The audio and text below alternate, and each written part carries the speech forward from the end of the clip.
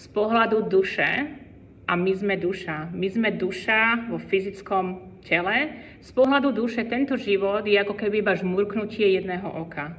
Je vyslovene iba ako keby jednodenná dovolenka.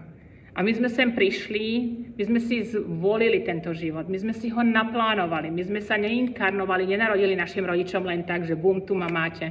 My sme si presne naplánovali rodičov, my sme si sa dohodli s našimi súrodencami, my sme si presne naplánovali, kde sa budeme inkarnovať a kedy, ktorú krajinu si vyberieme a prečo. A prečo sme si to takto naplánovali? Pretože každý, kde sme sa narodili, rodičia naši majú niečo v nás, čo my sme nevyriešili v predchádzajúcich životoch.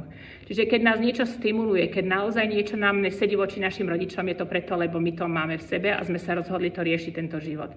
Takisto aj naša kultúra, naša krajina, čo my máme, aké máme silné stránky, aké máme slabé stránky. Toto všetko my sme sa rozhodli riešiť tento život. Preto sme sa inkarnovali, kde sme sa inkarnovali.